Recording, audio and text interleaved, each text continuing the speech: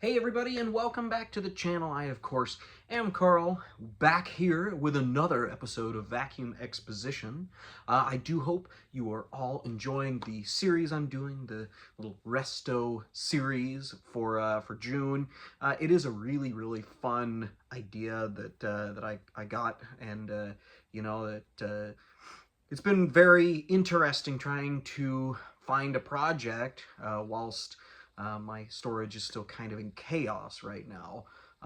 For those of you that don't know, that haven't been watching the channel for very long, I did bring home the collection of my late friend jvac, which has been quite the undertaking trying to figure out what to do with basically a whole other collection's worth of vacuum cleaners. So if you haven't seen the video on that, definitely go take a look. It's titled the Great Kansas Haul, I believe. And I did a lot of work in that one and had a lot of help from people to get it all secured in the truck and everything. But since getting it all back, it has been quite a chore trying to find where everything is, find out what I have, getting rid of duplicates. Let's get on to our video for today and check out another really cool machine. All right, everybody. So, I know what you're thinking. I can literally hear you asking it right as I'm speaking.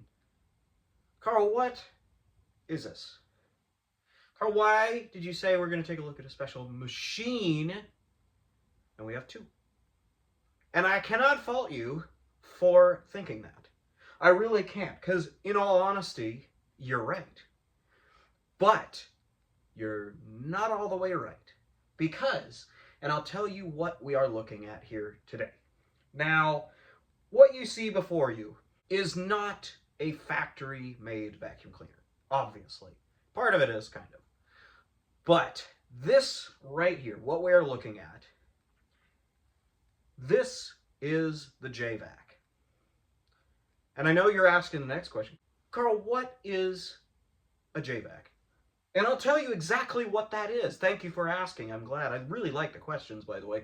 The jvac was a monster vac. I see puzzling looks. Inquisitive, in fact. Carl, what is a monster vac? A monster vac, for those that don't know, and for those that aren't familiar with everything here, a monster vacuum competition is a competition that's had at the assorted vacuum cleaner collector meets and conventions, essentially with where you would bring a creation of your own type that had, the combination of 2, 3, maybe even 4 vacuum cleaners, most in a very precariously, placed setup. And you would connect them all together or do something like that, route the hoses all together, in hopes that it would, well, suck more up than, a regular vacuum or your competitor's vacuum, at least. And I'll show some pictures of some monster vacs that have been seen at different conventions. Of course, all these pictures came from vacuumland.org. That is the collector's website, of which I am affiliated with, as well as many other people. Not 100% sure some of the people that made all of them. I do know one was made by Mr. Charles Richard Lester. He made one, I believe, with 2 Electrolux Model S's connected to each other. But I'll show those pictures right here real quick.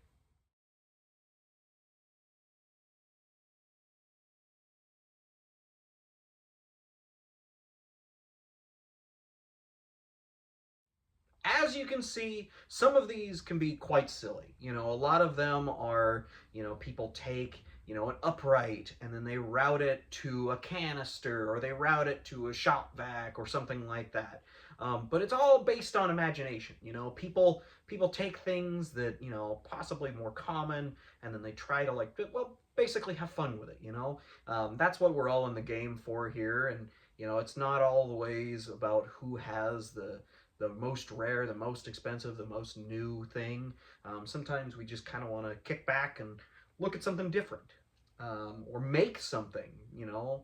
After all, we do in the collecting world marvel at all these machines.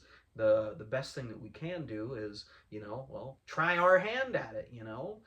Say that you're looking for a special edition of something and there's maybe two known to exist. Try making it yourself, paint it up, you know, hone your restoration skills, as I say. So, but those are monster vacs. You know, this one was created a long time ago by my late friend Jay. He had wanted to participate in that competition at one of the collectors' conventions. So he had a thought, and the thought was really emanating from his best friend Philip. Philip, whom we've seen before, we saw him in a picture, and he's been in my video as a dedication to Jay. But Philip, probably about better part of 10 years ago, had found a Patriot canister, which is what we have here, and he had shown Jason. He put it up out on the Vacuum Land pages, and as I was told by Jason, he said, well, why don't we try to make a monster vac for the next convention? And so that's what they did. So Jason took a 1970 Kirby Classic, which is what this is. Now, for those that don't know what that looks like, I'll show a picture of one right here.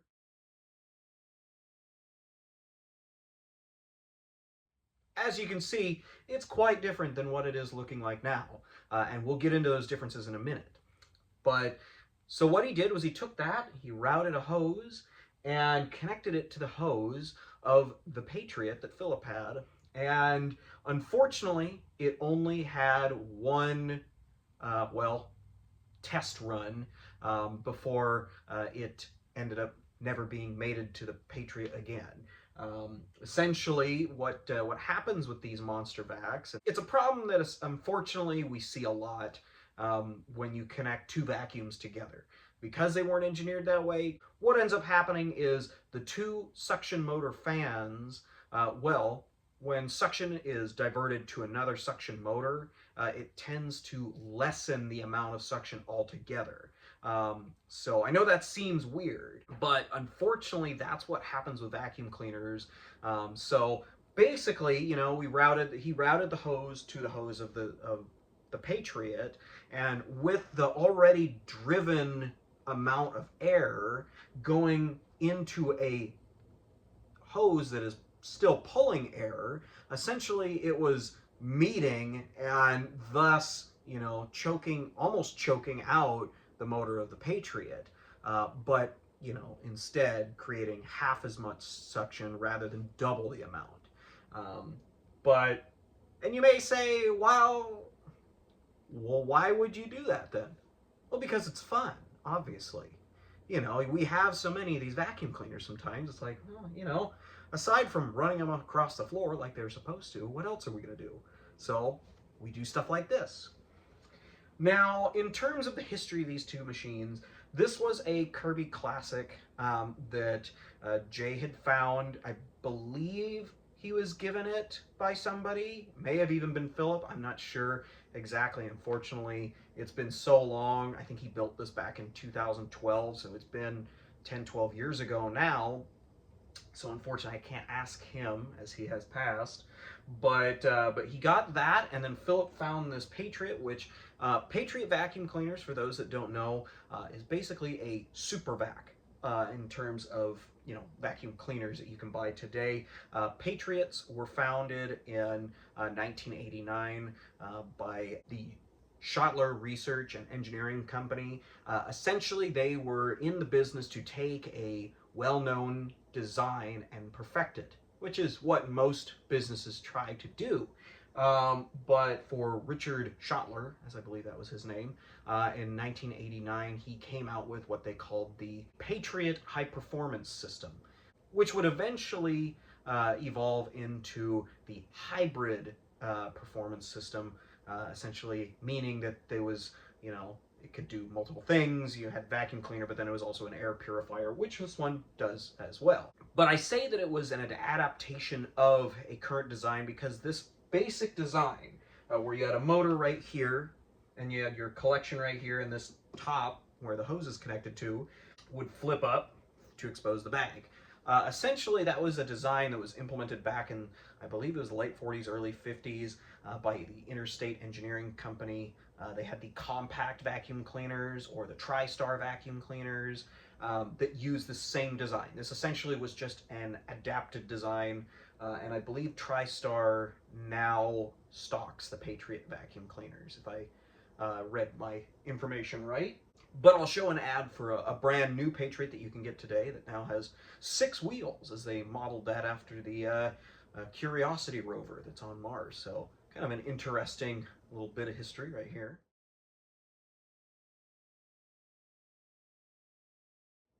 So I know, we've gone over what vacuums these were previous to what we have. Now, what are they now? Now, the jvac, like I said, it started life as a Kirby Classic 1CR. That would have been the next adaptation of Kirby's after the dual Sanitronic 80. So we would have seen this as the big body Kirby's. So the bigger, heavier versions that we saw all the way into the 80s and 90s with the Heritage series. So this kind of look stuck for a long time, except of course polished aluminum. So what Jason did was he wanted to make it flashy, stand out like he was. And I've gone over kind of how he was in my videos. But what he ended up doing, so the first thing was first is he scuffed and sprayed it down with a primer. That way that he could get paint to stick to it. So then he laid down the gloss black paint. And with that, he wanted to make it just a little bit more interesting than just having, an all blacked out Kirby Classic. He took some paint that he had with a brush and carefully made some, racing stripes in kind of a orange and a yellowy gold color. And did that on the headlight as well as the nozzle and then the handle. And then to finish everything off, he went ahead and got some sparkly letters and put them on the handle. It read jvac, and then right on the front he put his name, J. Now, in order to accept a hose on the port there, so Kirby's, of course, normally have a bag on this side. So he took the bag system off, obviously, and then took another Kirby hose, which, for those that don't know, Kirby's, you can actually put the hose onto the bag port right here.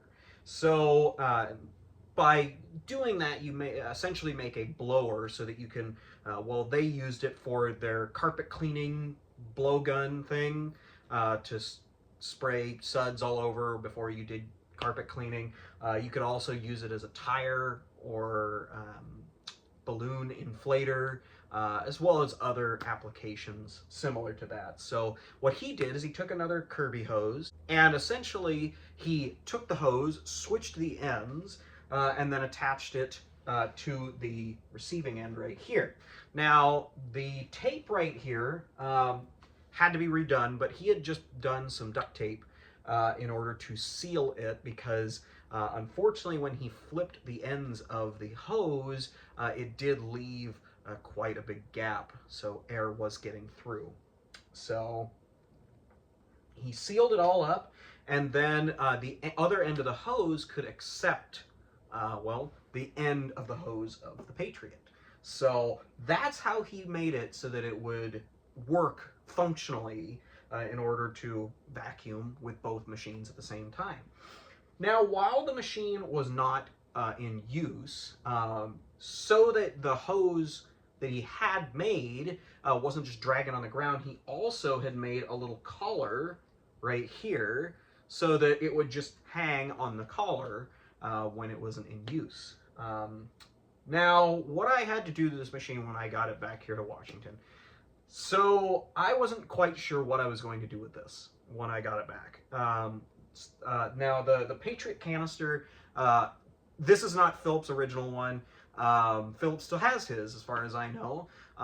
But I needed to find a Patriot canister in order to make it complete. So thankfully, my friend Jared had found one recently, and we made a deal on it. So that's where this came from. Now that left the actual jvac right here.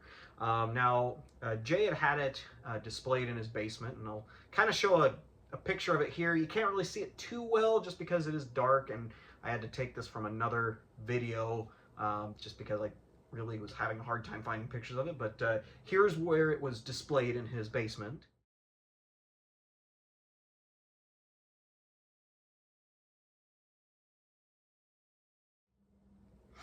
So as you can see, it looked very similar to what we see here. Nothing too out of the ordinary. However, the travels that it had made since he passed away, unfortunately, weren't too kind to the old jvac. When we put it in storage, well, it did definitely suffer some cosmetic injuries. Big issues were some of the letters were falling off. It was scraping off a bunch of the paint. So it was getting a little worse for wear. So I wasn't sure if I was going to keep it. I had offered it to Philip a couple of times, and I was thinking like, oh, man, I don't really know what to do. And, you know, it was just basically a parts Kirby at that point because, well, I mean, now that everything was painted, you couldn't really do too much with it. But I had another thought. And I, started looking at it and thinking about it. And I thought, what better way to, respect this thing than to put it back the way it was when Jay and Philip went ahead and did the test on it to see if they wanted to take it with them down to one of the conventions. So I had to figure out what to do after that point. The jvac was in pretty sad shape. It was missing some stuff, and overall it was just kind of falling apart. I mean, moving across the country and then previous to that sitting cramped in a little storage unit did not do it any favors. So, and I'll show a quick picture of it, the way it looked like when I finally brought it here after the long trip.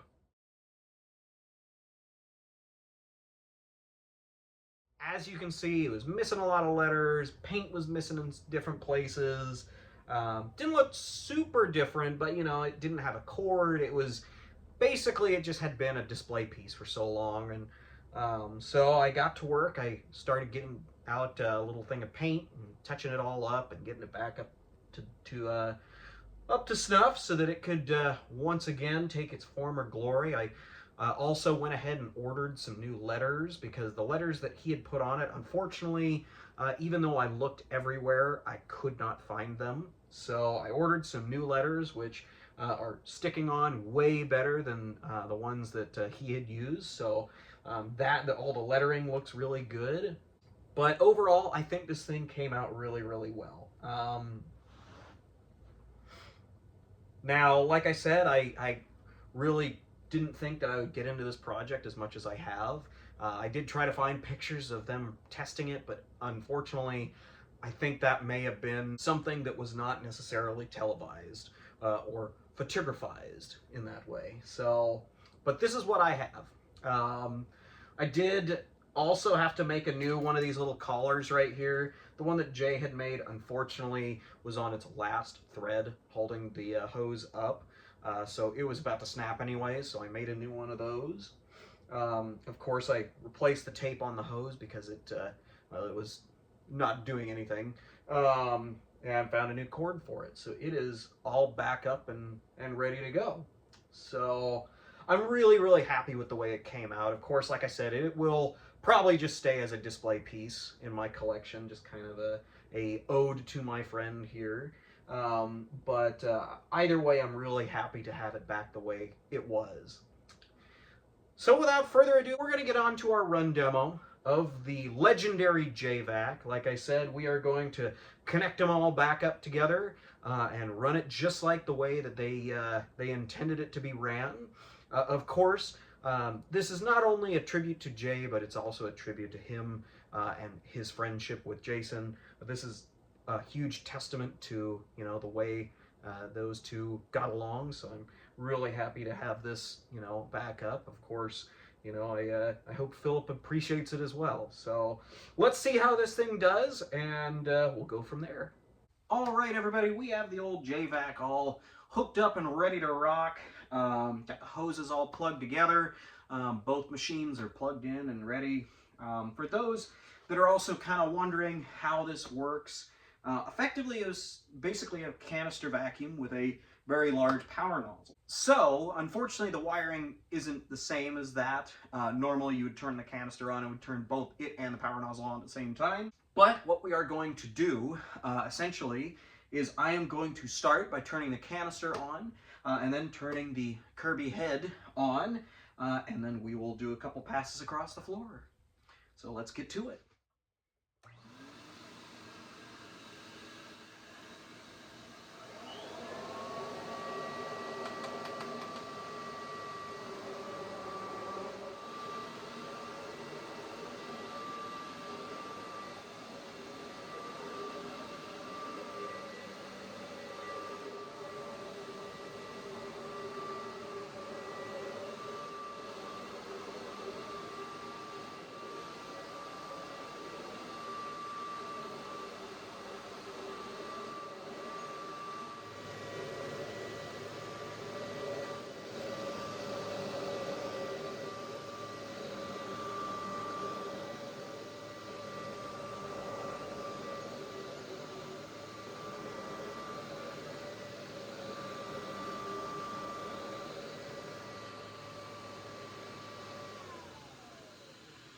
Well, folks, there you have it. A complete run demo on the jvac, created by Jay Devine, aka Jason Huber, with the help of Philip Muller.